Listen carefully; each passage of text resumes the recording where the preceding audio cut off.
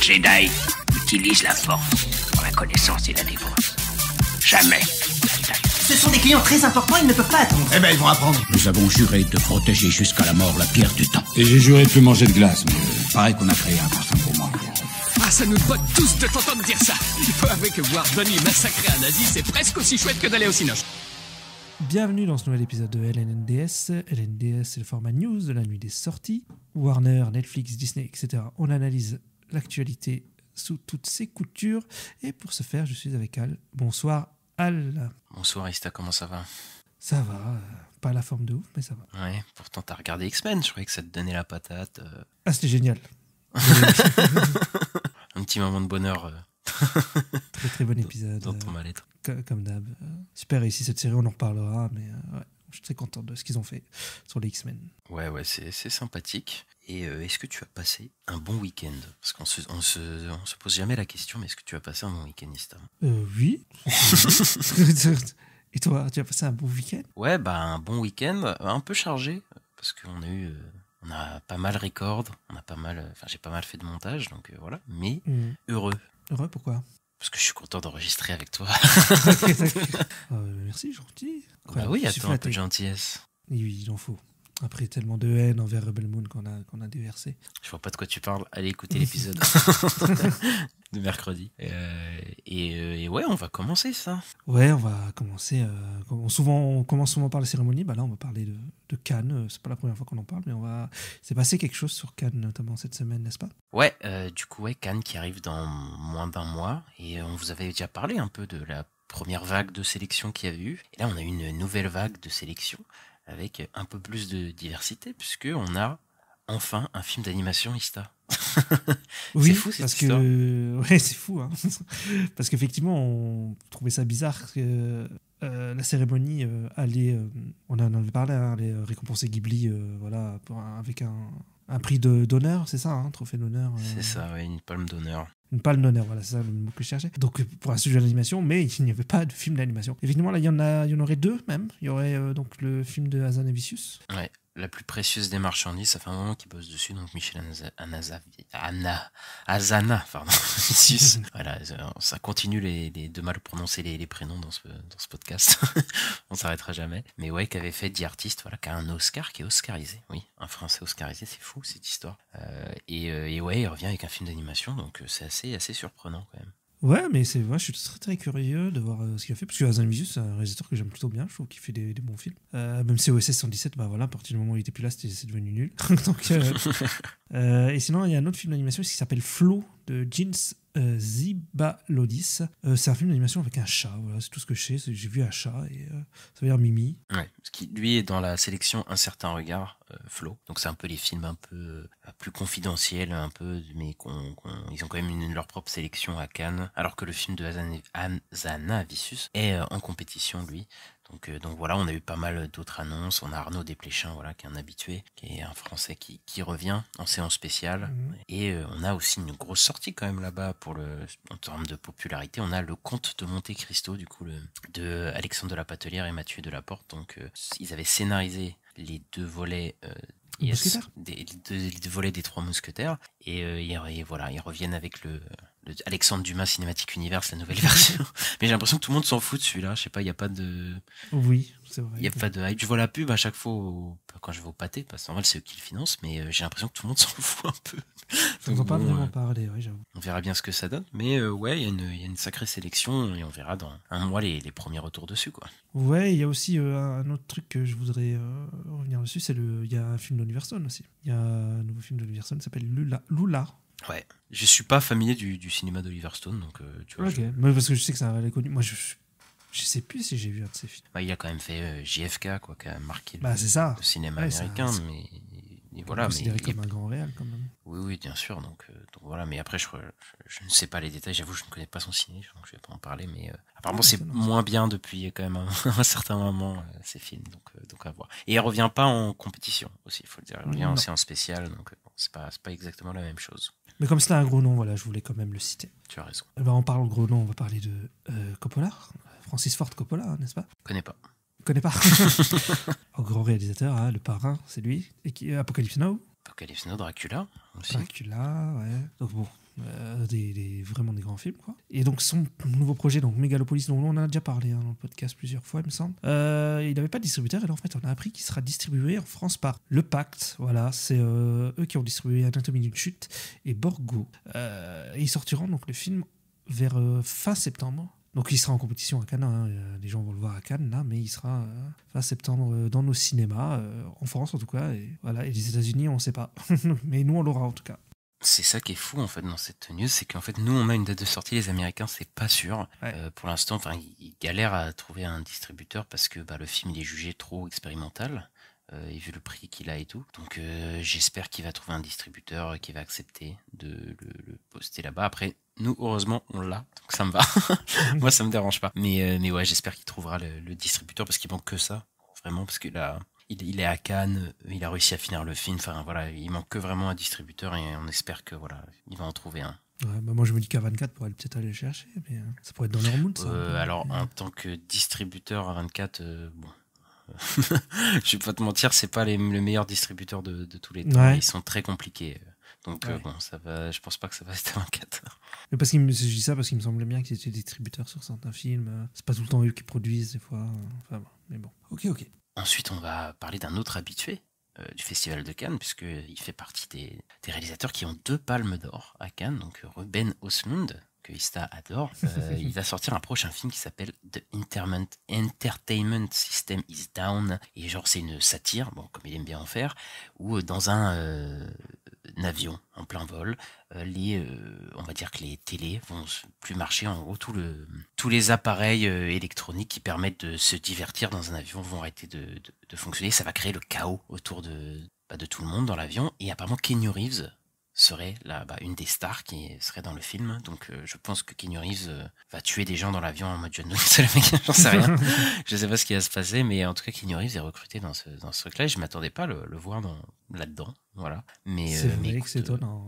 pourquoi pas. Bon, moi Ruben Östlund, je suis pas fan de ses films, voilà. Donc je pense que ça va être encore un truc ultra bourrin là, son film là. Donc mais bon, j'ai une petite fascination morbide. J'ai comme envie de voir ce qu'il va faire. Donc Bah là, quand tu me dis ça, moi ça me fait penser au dernier film, Triangle of Sadness, parce qu'avec le bateau, quoi. Sauf que là, c'est un avion, quoi. Mais ouais, je sais pas ce qu'il va nous faire. Encore une satire de la un truc société. comme ça où tout le monde va devenir attention. fou, il va commencer à se taper, machin, je sais pas quoi. Oui, ça va être après le Il y a dernier quelqu'un qui satire, va un bordel. vomir, quelqu'un qui va... Bon, pour ceux qui ont vu Triangle of Sadness, ils savent pourquoi il dit ça. Mais ouais, moi, je sens que ça va pas me plaire, mais j'ai quand même envie de voir le truc.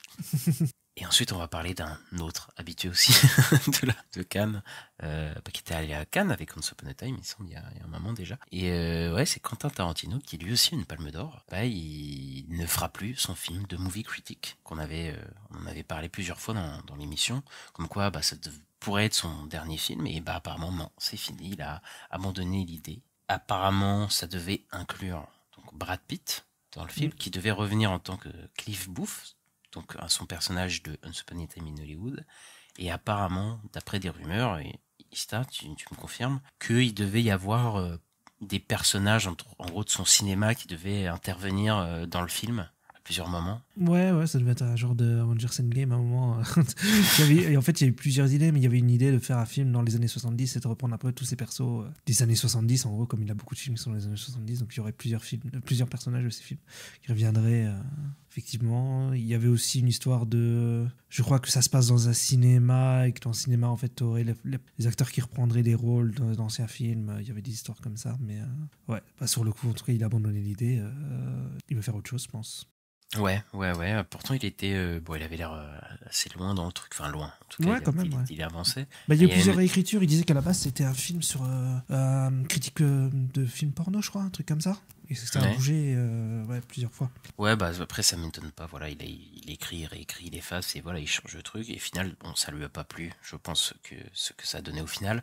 Et j'avoue que l'idée de faire revenir tous ces anciens persos de son cinéma et tout, je sais pas. Vraiment, cette idée-là, bon, c'est peut-être qu'une rumeur ou quoi, hein, mais s'il avait fait ça, je pense que ça aurait été un peu narcissique, un peu. Et pas très. Enfin, je pense que ça aurait été un truc un peu. Bah, Il fait pour le faire et tout, mais je sais pas si c'était une des meilleures idées. Ouais, enfin, je vois ça un peu comme Kevin Smith, quand il avait fait J. Bob contre-attaque, qui était censé être le dernier film de son univers. Tu voyais tous les persos de son univers. Bon, après, c'était un univers étendu. Là. Chez Tarantino, il y a toujours eu une rumeur comme quoi les films ils seraient peut-être liés entre eux et tout, mais ça n'a jamais été affirmé ou quoi. Oui, ça n'a jamais été sérieux comme univers partagé. Ouais. Oui, c'est comme Pixar, quoi. Ceux qui disent ouais, c'est lié et tout. Mais, oui, voilà. Donc, ouais, bon, c'est... Il vaut mieux qu'il fasse un truc qui lui plaise. Je pense qu'il y avait l'idée de faire un film final comme ce serait son dernier, parce que lui, il s'est dit le 10e, c'est le dernier, etc. Donc, bon. C'est ça. Et bon, après, on sait qu'il y a plein de réals qui disent qu'ils partent et que puis au final, ils reviennent ou quoi. Donc, bon, ça se trouve, il fera son film et 10 ans après, il reviendra. Bon, bref, ça, c'est toute une histoire. Il y avait même Tom Cruise potentiellement qui était. Qui devait peut-être potentiellement être dans le film. Donc, enfin, bref. Tout ça est jeté à la poubelle. Donc, Quentin, prends ton temps, écris un truc qui te plaît. Et fais-nous plaisir en même temps que tu te fais plaisir, j'ai envie de te dire. C'est clair. Voilà. Refais-nous au western, moi j'aime bien tes westerns. Toute sa filmo, quoi. Alors, on a eu un trailer. Alors, anecdote, j'ai suivi le lancement du trailer, ils l'ont envoyé dans l'espace. Je sais pas si t'as vu. Je sais, j'ai vu, oui. T'as vu ouais, pendant une heure, il y avait un décompte et tout, et il y a, je sais pas si c'était un satellite, je sais pas si c'était un drone ou quoi, avec un écran, voilà, qui partait dans l'espace, et après il a lancé la vidéo. Et donc c'est le trailer de Transformers One, donc le film d'animation avec Chris Hemsworth, donc il fait les voix. C'est ça, il y a Brian Tyree Henry aussi. C'est ça, et Scarlett Johansson aussi. Et on a eu le trailer, et moi j'en attendais beaucoup, je pensais que ça allait être... Le Spider-Verse du Transformers. Ouais, voilà, ou le Tortue Ninja. Et pas du tout. C'est le pas de patrouille. C'est le pas de patrouille du Transformer. C'est plat, c'est compliqué. Oui, ça fait très enfantin. Et je suis très déçu. Ouais, ça fait très familial, c'est très lisse. Et moi, si vous avez vu le trailer, vous voyez la tête des Transformers. Ils ont des têtes d'humains avec des nez et tout.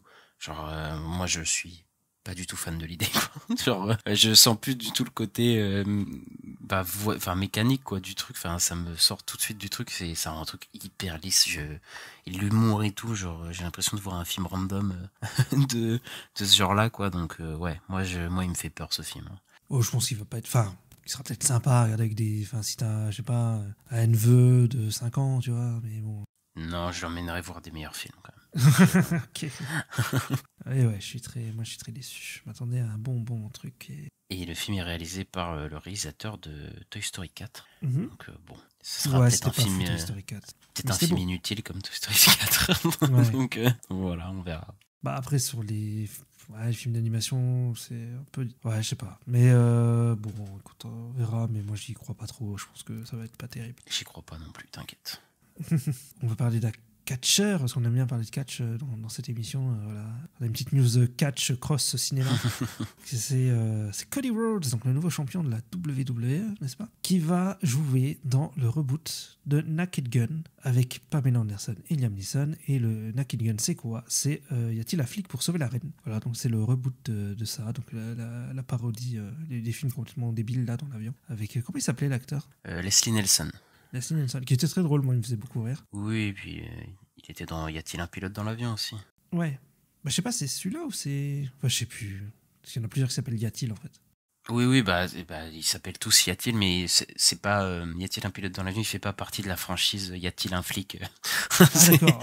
C'est très compliqué cette histoire. Mais en gros, les Naked Gun, il y en a eu 3, je crois, et avec Leslie Nielsen, et c'est des comédies policières comme on a pu dans la fin des années 80, quoi. Et il avait fait un film avant qui s'appelait Y a-t-il un pilote dans l'avion, et qui est un film, un classique aux États-Unis, tu sais, d'humour et tout, mais c'est pas la même personnage, mais je pense qu'il y a j'ai pas vu les Naked Gun, hein, mais je pense que c'est à peu près le même humour, il y a le même acteur, ça me paraît assez proche, tu vois, dans l'idée. Oui, bah j'ai déjà vu des extraits, j'ai vu des trucs passer de ces films-là, c'est toujours un peu con et tout, mais c'était drôle quand même. Mais oui, c'est de l'humour qu'on a plus trop maintenant, quoi, donc c'est étonnant quand même de refaire un reboot de ça. Ouais, avec Cody Rhodes, Ouais, The American Nightmare. Tu t'en rends compte? Je sais pas s'il va y avoir un gros rôle là, par contre. Mais je me suis renseigné un peu sur le film. Le réalisateur, c'est celui qui a fait Voisin du troisième type. Je sais pas si tu te souviens de ça. Ah oui, j'étais le voir au cinéma avec des potes. Avec Ben Stiller et tout, qui était pas fou. Hein. Non, pas fou, mais on a rigolé. C'était tellement nul, je crois. En fait, on a bien rigolé. Mais il y avait des Ouais, scènes bah- assez éradiquées dans Valkyrie. Il y avait une mère qui était venue avec son gosse. Ils sont partis au milieu de la séance. Oui. Oui, mais il a fait des comédies avec Andy Samberg. Je sais pas si tu vois Ouais. qui c'est. Ouais, Celui qui est dans, Brooklyn Nine-Nine. C'est ça exactement. Et son dernier film c'était Tic et Tac, les Rangers du risque. Donc bon, c'est pas, c'est pas incroyable, mais ouais, Pamela Anderson, Liam Neeson dedans. Liam Neeson dans une comédie, je sais pas. Tu vois, j'ai la tête de Liam Neeson qui me fait des blagues. Après c'est un grand acteur, hein, mais bon, ce qu'il a fait depuis 20 ans, c'est assez compliqué. Et Pamela Anderson, ok. Je vais pas commenter, mais on verra ce que ça donne, mais ça me donne pas trop envie. Oui, moi non plus, je t'avoue, mais bon. Après, Liam Neeson, ça le change un peu. Mais bon, là, ça sent le film. Ça va sortir au cinéma, tu sais? Oui, je pense, oui. Ah ouais? Bah, Parce que ça sent un Paramount, peu le film de plateforme, je trouve. Mais bon, c'est. Ouais, mais Paramount, ils ont toujours sorti au ciné, que je sache, tu vois, ils ont... Après, peut-être pas en France, nous, il n'y aura même pas de sortie, mais bon. Ils ont quelques films, ceux de plateforme, là. Il y en avait un avec Owen Wilson qui est en genre d'Iron Man, là. Ok. Ensuite, on va parler d'un film qui n'est pas de Paramount, mais dont l'original était de Paramount. On va parler de Face Off, Volte-Face en français, avec John Travolta et Nicolas Cage, le film culte de la fin des années 90 de John Woo, dans sa période américaine. Et bah, ça devrait revenir, Volte-Face 2.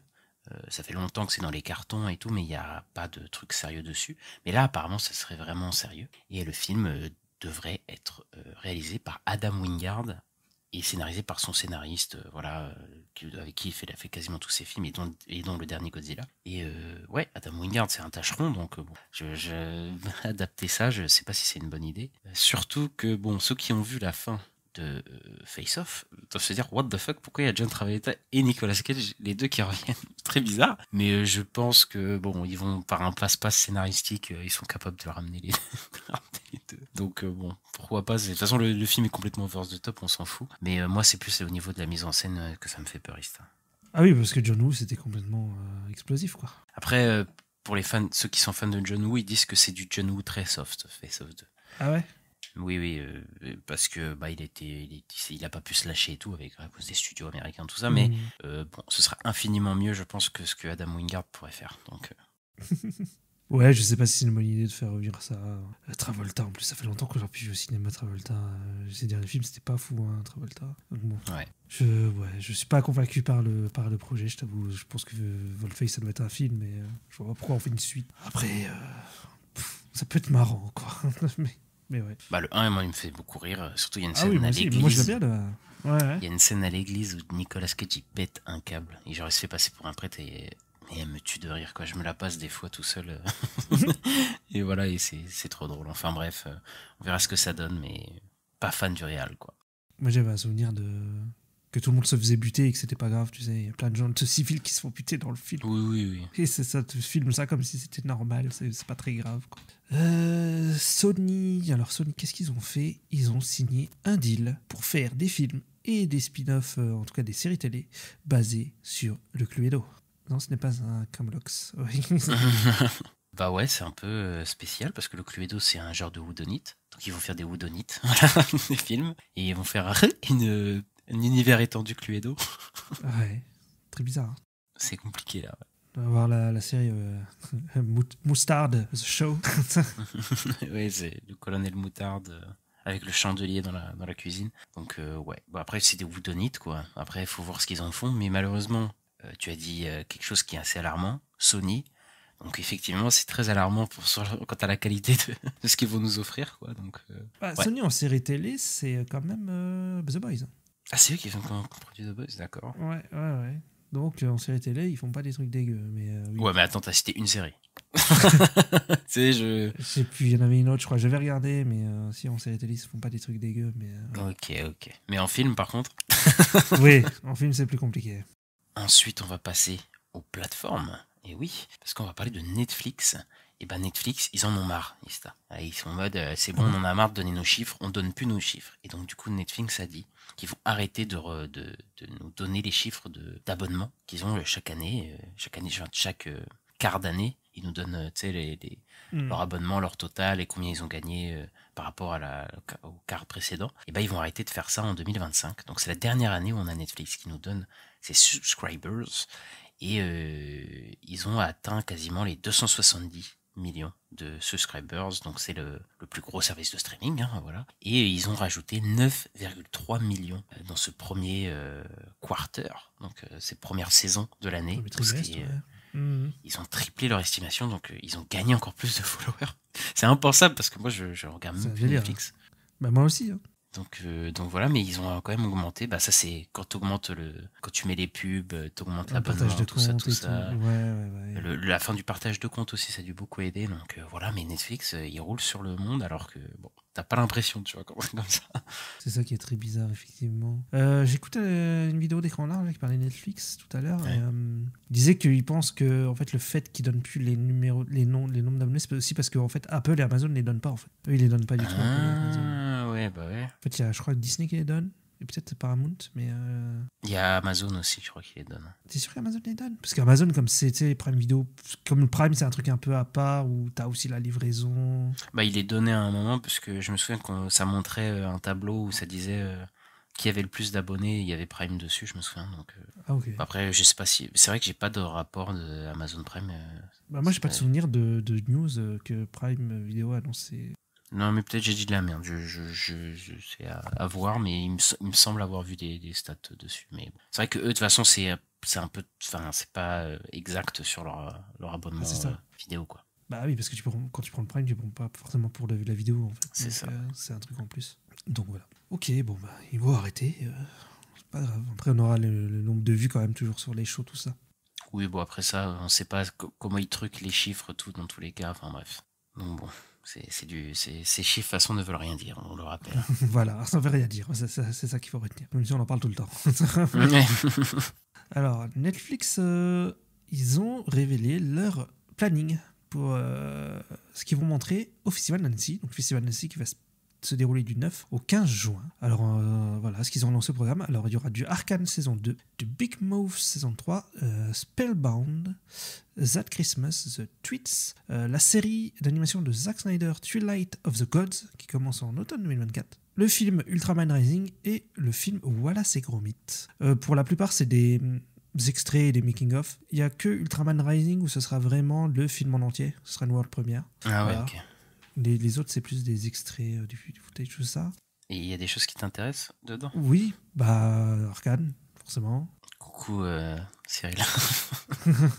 Twilight of the God, oui, ça m'intéresse quand même, parce que d'ailleurs, ça m'intéresse quand même toujours ce qu'il fait. Ouais. Même après les deux films, là? Ouais, même après les deux films. Je sais pas, je pense que en fait, comme c'est des univers de geeks, ça m'intéressera toujours, quoi. On a une image d'ailleurs de Twilight of the Gods qui a été révélée. J'aime bien ce que je vois. C'est sympa, je trouve. C'est vrai que c'est de la 2D en plus. Hein. Ouais, c'est de la 2D. Ouais, donc. Ouais. Ça me fait penser un peu au style de. Ah, je sais plus comment il s'appelle, mais. Un truc avec les loups. Merde. Les enfants loups? Oui, un petit peu. De Osoda? Oh là là. Non. Pas du tout. Un truc irlandais. Le peuple loup? Le peuple loup. Ça me fait penser un peu au peuple loup quand je vois le visuel. Mais ouais, c'est de la 2D, donc c'est cool. Moi, j'aime bien le visuel, je trouve plutôt joli, intéressant. Et il y a Wallace et Gromit aussi, le film, parce que il y a plus du film Wallace et Gromit depuis 2005, en fait, depuis Lapin-Garou. Donc, ouais, il faut voir Hardman revenir. C'est toujours cool. On a vu le Chicken Run, là, il faut Wallace et Gromit. Donc, on verra si c'est à la hauteur, parce que Wallace et Gromit, c'est très aimé parmi certaines communautés. Et ouais, ils ont quasiment fait que des films qui sont appréciés. Donc, est-ce que la tradition va se répéter et tout? Enfin, après, en animation, Netflix, ça va en général. Donc. Ouais, ça va. Bah, après Chicken Run 2, il était sympa, mais il était pas fou non plus. Mais bon, oui, mais il était sympa, tu vois. Genre, y a pas ça se regardait bien. Ils font des efforts en animation, voilà. Parfois, parce que ça peut changer. Et il y a aussi DreamWorks qui a annoncé qu'ils vont montrer des images de The Wild Robot, donc le film, leur film d'animation qui sort à la fin de l'année, en septembre, il me semble. Voilà, le prochain DreamWorks.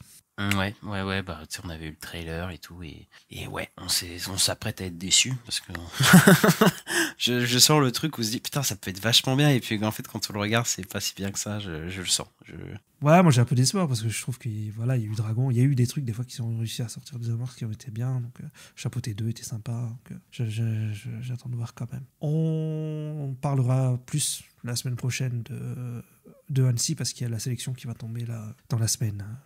C'est pas encore tombé quand on enregistre. Voilà, donc on vous en parlera bien plus en avant. on a d'autres infos Netflix sur une série Netflix qui n'est pas d'animation. C'est The Witcher. On a appris que The Witcher devrait s'arrêter avec la saison 5. Donc la saison 3 est sortie l'année dernière sur Netflix. Et cette année commence... là, ça vient de commencer, je dis cette année, mais ça vient de commencer là. La saison 4 vient de commencer son tournage avec du coup Liam Hemsworth qui remplace Henry Cavill. Voilà, c'est officiel. Je n'attends qu'une chose, c'est les images pour voir Internet imploser.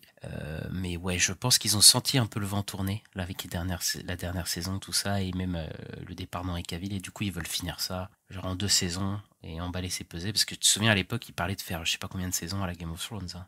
Là, le truc, c'est qu'en fait, ils vont même pas adapter tous les livres, s'ils font 5, parce qu'il y en a plus, je crois. Oui. Donc, ouais, sur le coup, ça sent le truc qui finit un peu en catastrophe, en mode...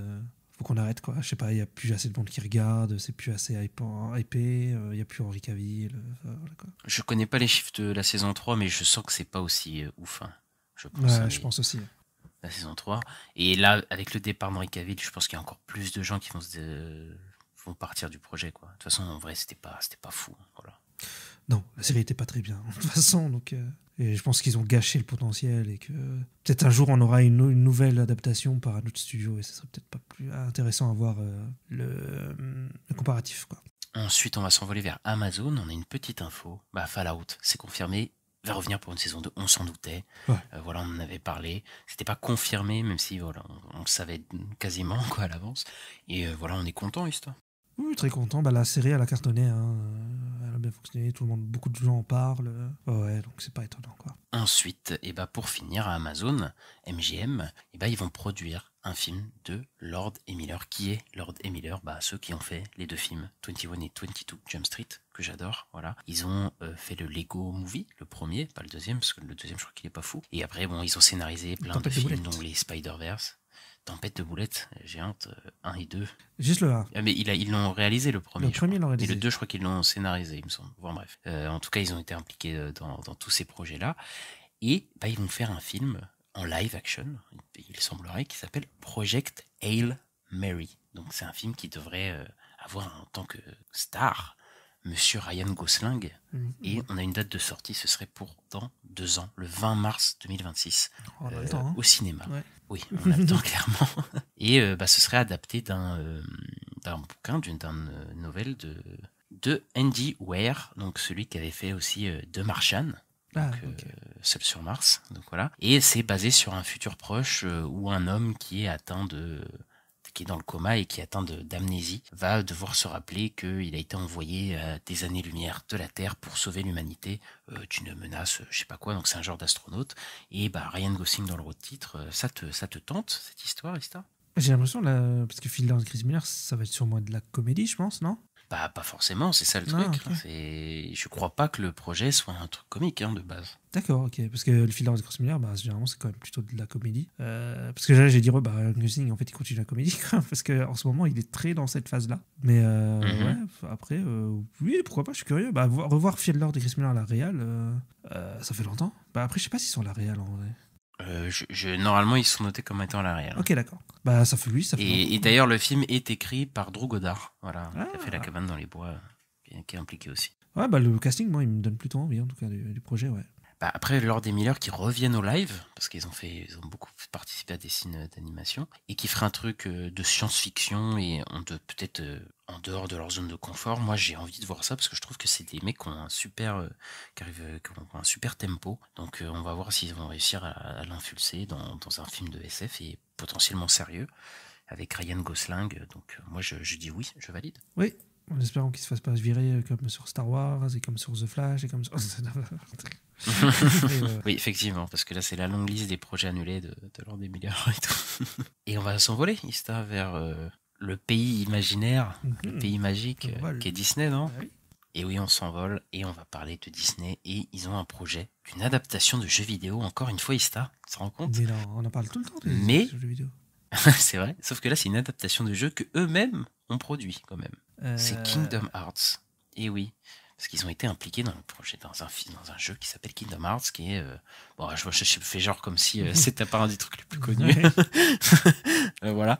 Et ils vont développer un projet dessus. On sait pas si c'est une série, un film ou quoi, mais en tout cas, ils comptent l'exploiter à l'écran. Donc ça te hype, toi, cette idée, parce que toi t'aimes beaucoup Kingdom Hearts aussi, comme moi. Ouais, j'aime plutôt bien Kingdom Hearts. Je pense que ça pourrait faire une bonne série plutôt qu'un film. Je verrais plutôt ça en série de télé. Peut-être même une série d'animation.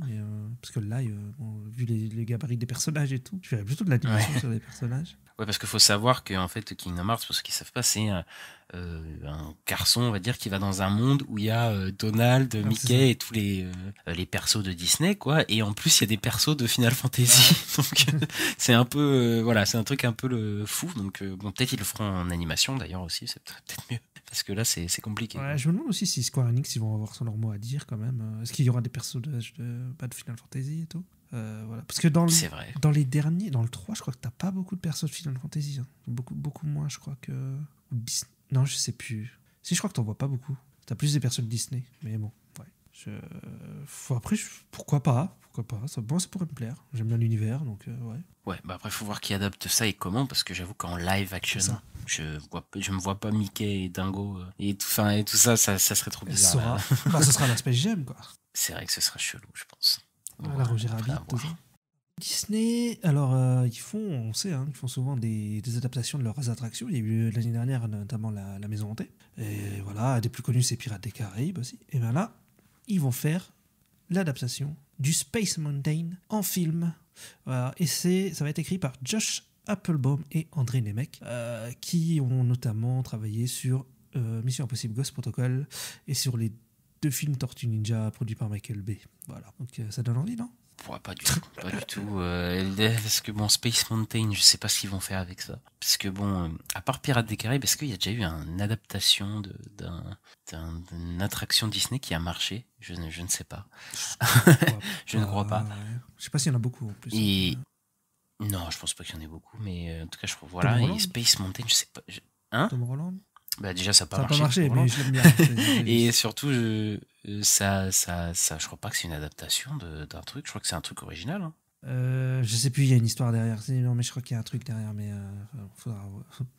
Ok, bon bah on checkera. Ça en suspens, mais en tout cas, je crois pas que ça a beaucoup marché. Non, ces trucs-là, faut voir ce que ça raconte, mais moi, ça m'attire pas du tout. Space Mountain, voilà, il faut peut-être arrêter d'adapter des attractions. Je trouve ça fou, genre, de se dire, là, il y a une attraction Disney, là, on va l'adapter en film et tout. Bah ouais, mais vu que ça a pris pour Pirates des Caraïbes, quoi. Mais après, Pirates des Caraïbes, ça a des personnages et tout, c'est pour ça aussi que ça a pris, je pense. Dans l'attraction, hein, il y avait déjà des personnages et tout, alors que là, Space Mountain, je crois pas qu'il y en ait, quoi. Oui, en plus, je sais pas ce qu'ils vont dire, et surtout, ça a marché une fois. Ouais. Ça a marché une fois et je sais pas si. Et en plus, c'était un truc de pirate, il y avait un truc, voilà, un truc à faire avec. Et là, je sais vraiment. Ouais, mais c'était risqué à l'époque, hein, parce que j'ai une pirate, quand ils l'ont. Ah oui, bien sûr. Ça marchait plus. Hein. Il y avait l'île au trésor, je crois, il y a 10 ans avant, et ça avait fait un gros flop, je crois. Et ouais, c'était quand même risqué quand ils avaient fait le Pirate des Caraïbes. Mais Space Mountain, bon, je sais pas. Parce qu'en plus, la science-fiction, c'est pas ce qui marche le mieux au cinéma. Donc, bon, il y a Dune qui me fait mentir, mais bon. Bon, on verra bien, mais moi, ça me capte pas, quoi. Ensuite, on a des infos sur Alien, voilà, de la série, pas le film qui sort cette année.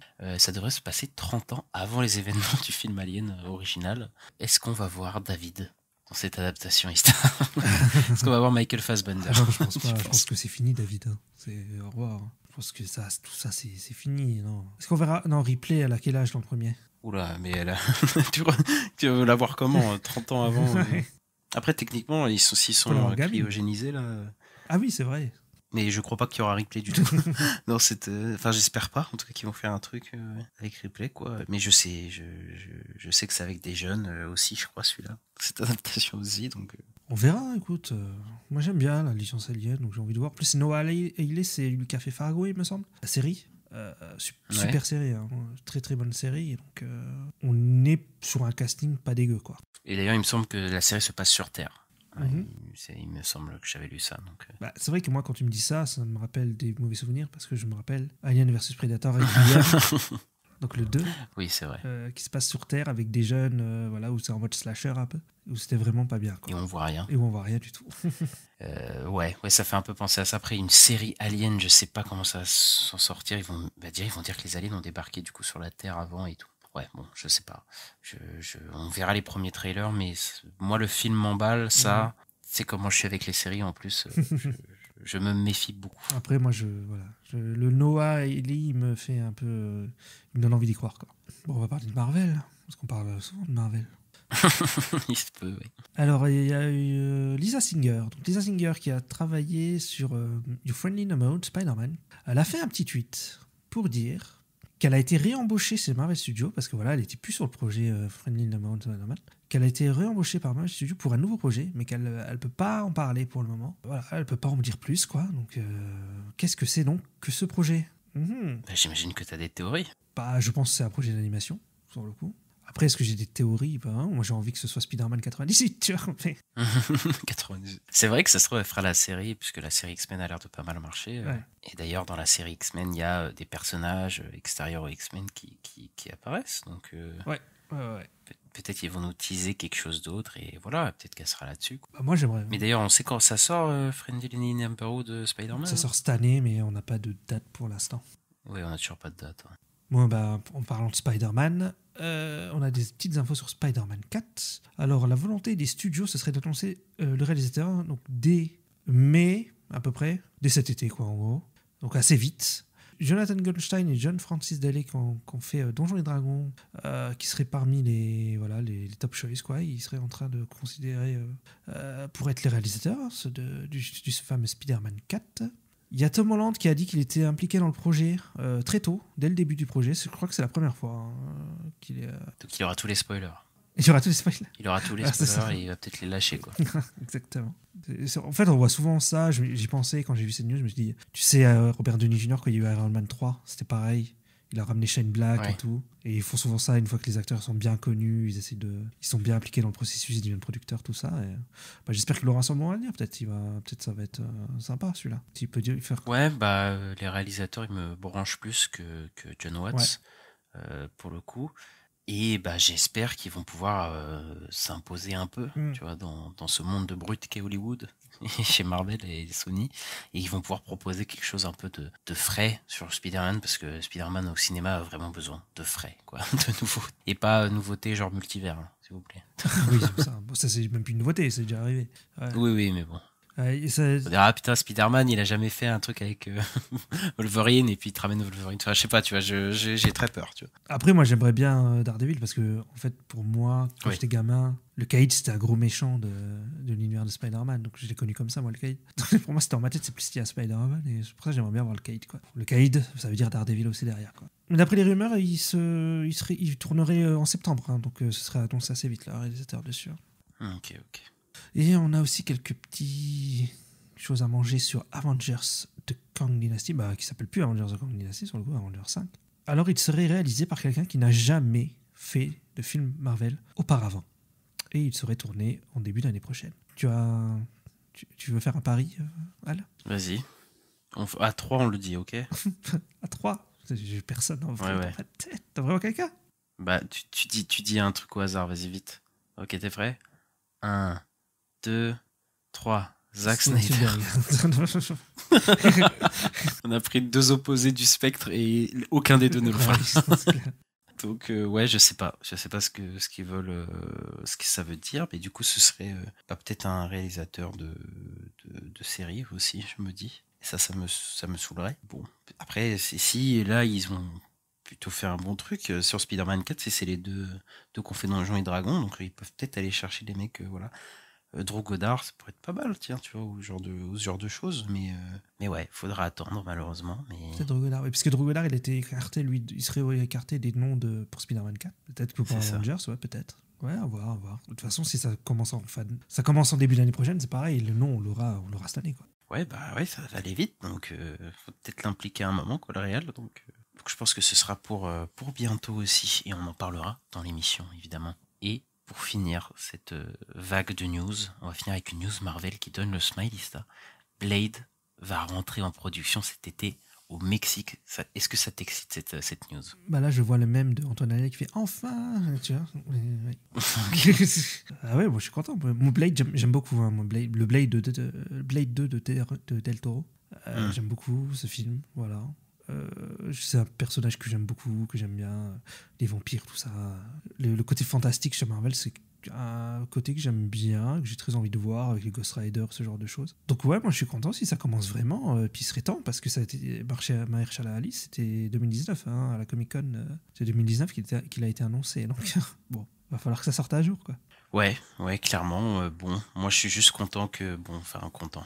J'ai beaucoup tapé sur le film, je le reconnais, parce que à chaque fois il y avait des news comme quoi c'était annulé et tout, et donc là ça se fait vraiment. Donc voilà, pourquoi pas.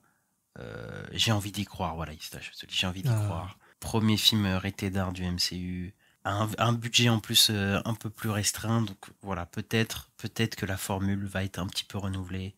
J'ai envie d'y croire, voilà, je suis optimiste pour une fois, Ista. C'est cool. Bon, on le voit, de toute façon, ça va pas durer. Ouais. On le voit là, parce que même, je crois que Daredevil va être aussi TVMé. Donc on voit qu'il y a quand même une volonté de changement. Bon, on en a déjà parlé chez Marvel Studios, de sortir peut-être un peu de cette formule qui lui est beaucoup reprochée, hein, Marvel Studios. Donc ouais, moi je suis très curieux de voir. En tout cas, le premier film est rated. Ouais, on a eu Echo comme première série TVMé, quoi. C'était pas ultra gore, mais bon, c'était déjà quand même, il y avait du sang, quoi. Donc c'était sympa. Et voilà, c'est fini pour cette semaine, pour les news, et on va s'envoler pour la chronique Box Officista. Et on a appris que le film de Hayao Miyazaki, Le Garçon et le Héron, est devenu le 5e anime à passer les 300 millions dans le monde. Donc félicitations, monsieur Miyazaki. Voilà. Ouais. Vous méritez. Au-dessus, il y a Suzume, hein, quand même au-dessus de ce que j'avais lu. Oui. Mais quand même, quoi. Donc on va passer au box-office US, on va parler du top 5, et dans le top 5, on retrouve Spy X Family Code White. Voilà, on parlait d'animation japonaise, et bah voilà, un film tiré d'une série d'animation. Tu l'avais vu, toi, Spy X Family, ou pas du tout? Pas du tout, j'ai pas du tout regardé la série. Là, c'est le film... je suppose qu'il fait suite à la série, donc non, j'ai pas vu la série, donc j'ai pas été voir le film. Et bah ça cartonne plutôt aux États-Unis, puisqu'il a rapporté 4,8 millions de dollars de recettes pour sa première semaine. Aux États-Unis, il est déjà un total de 50 millions au total dans le monde, et surtout au Japon, on va pas se mentir. Donc ça marche plutôt bien, quoi. Au quatrième, en nouvelle entrée, on a The Ministry of Ungentlemanly Warfare, le nouveau film de Guy Ritchie, qui lui a fait 8,9 millions pour sa première semaine au box-office domestique. Oui, en fait il est sorti qu'aux États-Unis. Et surtout, le film a coûté 60 millions de dollars. Donc ça, c'est un problème. Ah ouais. En fait, parce que là, du coup, il va galérer à se rembourser. Je pense qu'il va pas se rembourser du tout. Je pense que ça va être une grosse faillite, quoi. Bah ouais, quatrième au box-office. Ouais, c'est pas terrible, en fait. Effectivement, je savais pas son budget, mais ouais, effectivement, que tu le dis. Là, c'est compliqué. Ensuite, à la troisième place, on retrouve Godzilla X Kong, le nouvel empire. Allez écouter notre épisode dessus, qui rapporte pour sa quatrième semaine 9,5 millions de dollars pour un total de 171 millions de dollars sur le sol américain, et un total de 485 millions dans le monde. Donc il va dépasser les 500 millions bientôt, pour un budget d'à peu près 135 millions. Donc oui, on aura une suite. Voilà, c'est succès clair et net. En deuxième, on a Abigail, donc qui vient d'arriver aussi, c'est sa première semaine, et qui fait 10,2 millions de dollars au box-office domestique, et qui fait au mondial 15 millions. Voilà, c'est le nouveau film des réalisateurs de Scream, il me semble, c'est ça? C'est ça, des deux derniers Scream et de Wedding Nightmare, donc il n'est pas encore sorti chez nous. Et par contre, il a un budget de genre 28 millions de dollars, donc qui est assez conséquent. Je sais pas s'il va réussir à se rembourser, mais bon, il est à la moitié de ce budget-là pour l'instant. On verra ce que la suite donne. Mais première semaine, pas dégueu, mais il coûte quand même assez cher pour un film d'horreur. Et à la première place, on retrouve Civil War, qui rapporte 11 millions de dollars pour sa deuxième semaine au box-office américain, pour un total de 44 millions sur le sol états-unien, et un total de 61 millions dans le monde. Donc là, pour un budget de 50 millions, il baisse pas trop, il baisse de 50% à sa deuxième semaine, et là il s'ouvre au marché un peu plus mondial, donc on verra ce que ça donne dans les semaines à venir. Ouais, et donc il a fait 2 fois, pour un film à 24, c'est la première fois qu'un film est 2 fois premier au box-office, sur 2 semaines en tout cas, donc c'est pas mal, quoi. C'est quand même pas dégueu, je crois. Ouais, on verra s'il arrive à être vraiment rentable. Ouais. Et on va passer au box-office français. Du coup, à la 5e place, on retrouve Godzilla X Kong, qui pour sa 3e semaine fait 200 000 entrées. Donc une petite perte pour cette semaine de 17%, et pour un total à 890 000 entrées. Donc il devrait normalement passer les 2 millions sans trop de problèmes. Mais c'est pas la folie, quand même, Godzilla, même si là il baisse de très peu, on va pas se mentir. Ouais, j'avoue, il fait quand même pas. Il est stable, quoi. Il bouge, ouais, quand même. Comme quoi, je pensais pas qu'il allait atteindre le million, tu vois, quand on a eu les premiers chiffres, mais ouais. En quatrième, on a Ducobu passe au vert qui lui monte d'une place pour sa 3e semaine et qui fait 229 000 entrées pour un total de 623 000 entrées. Ah, c'est fou, puisqu'il a augmenté. Mmh. Le film a gagné 40%. Ouais. En termes d'entrée, donc c'est assez fou, alors qu'on disait que c'était le film du Cobu qui rapportait le moins. Il me semble que c'est toujours le cas, mais putain, je sais pas ce qui s'est passé cette semaine. Pas les mais vacances scolaires. Enfin, c'est vrai que c'est les vacances, c'est effectivement bien vu ça. On n'est plus scolarisé. Donc c'est les vacances scolaires, donc oui, effectivement, c'est c'est pour ça qu'il y a une petite montée dans les entrées vis-à-vis des 2 dernières semaines. Et à la 3e place, on retrouve SOS Fantôme, la menace de glace, qui pour sa 2e semaine est à 241 000 entrées, il n'a perdu que 21%. En termes d'entrée, et un total de 550 000 entrées. Donc toujours pas la folie, mais il se maintient bien grâce aux vacances scolaires, j'imagine, en plus. Ouais, je pense aussi, ouais. En deuxième, on a Civil War. Voilà, lui, pour sa première semaine, il fait 284 000 entrées. Ouais, c'est un lancement plutôt réussi apparemment pour Civil War, on verra comment il se maintient. Mais ouais, c'est une entrée réussie en termes de box-office. de première semaine au cinéma. Et à la première place, on retrouve Kung Fu Panda 4 qui gagne une place et qui a amené 341 000 personnes cette semaine, pour sa 4e semaine, et qui a augmenté de 13% pour un total de 1,8 million au box-office français. Donc c'est un plutôt beau score pour Kung Fu Panda 4. Ouais, ben en tout cas, il marche plutôt bien, et voilà, avec les vacances scolaires, ça lui a rapporté des entrées. On va s'arrêter là pour aujourd'hui, ça. Ouais, on a fait le tour. Hein. On a fait le tour, et on va se dire à bientôt pour la critique de la semaine prochaine, parce qu'on va parler sûrement de Shogun, voilà, la série de samouraï de Disney+. Et merci de nous avoir suivis. On espère que ça aurait été un bon épisode pour vous, en espérant que vous mettiez le petit 5 étoiles, les petits pouces en l'air, ça fait toujours plaisir, de vous abonner selon votre plateforme d'écoute, et à nous suivre sur les réseaux sociaux, Twitter, Instagram, @la nuit des sorties. Et on se retrouve très bientôt, Ista. Ouais, à plus. Salut.